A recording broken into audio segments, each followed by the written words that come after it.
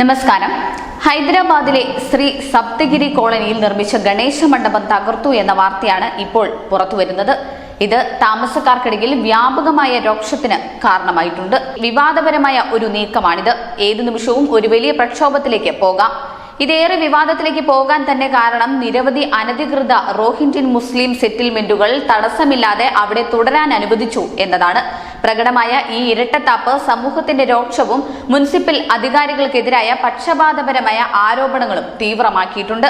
മതപരമായ അസഹിഷ്ണുത ഉണർത്തുന്ന മുനിസിപ്പാലിറ്റിയുടെ ഭരണപരമായ ഈ പ്രവർത്തനം അതിരു കടന്നുവെന്ന ആക്ഷേപം ഉയരുന്നുണ്ട്.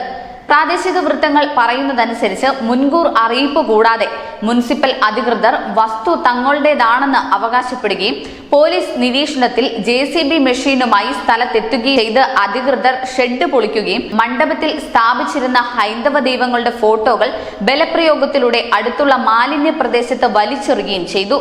ഇത് താമസക്കാരുടെ ഉടനടി പ്രതിഷേധത്തിന് കാരണമായി. സംഘർഷത്തിനിടെ നിരവധി നാട്ടുകാരെ പോലീസ് കസ്റ്റഡിയിലെടുത്തു.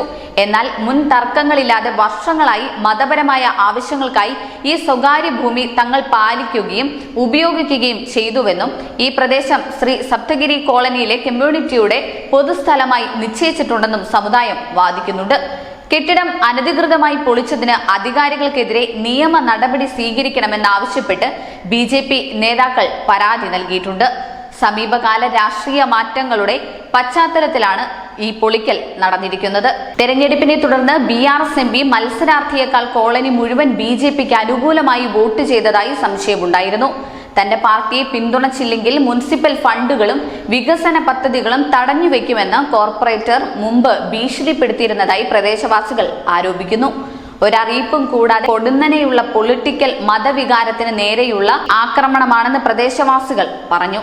പ്രദേശത്തെ അനധികൃത റോഹിംഗ്യൻ കുടിയേറ്റങ്ങളെ മുൻ TRS സർക്കാർ ബോധപൂർവം അവഗണിച്ചതായി പ്രദേശവാസികൾ ആരോപിക്കുന്നു. അയൽപക്കത്തെ സുരക്ഷയും അപകടവും അവഗണിച്ച് അനധികൃത കുടിയേറ്റക്കാർക്കും റോഹിംഗ്യൻ അഭയാർത്ഥികൾക്കും ഒരേ മുനിസിപ്പാലിറ്റിക്ക് കീഴിലുള്ള ഷെൽട്ടറുകൾ ഉൾപ്പെടെയുള്ള അനധികൃത താമസ സ്ഥലങ്ങൾ നിലനിൽക്കാൻ അനുവദിച്ചുവെന്ന് ചൂണ്ടിക്കാട്ടി മുനിസിപ്പൽ അധികാരികൾ പക്ഷപാതപരമാണെന്ന് നിവാസികൾ ആരോപിച്ചു. ഈ ക്ഷേത്രം തകർത്തതിനെതിരെ ഹൈന്ദവ സംഘടനകൾ നടത്തുന്ന പ്രതിഷേധത്തിൽ മുസ്ലിം സംഘടനകൾ പിന്തുണ നൽകിയതോടെയാണ് സർക്കാർ വീട്ടിലായത്.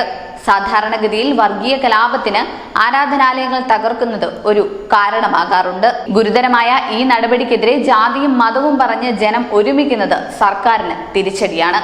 News desk, news India Malayalam.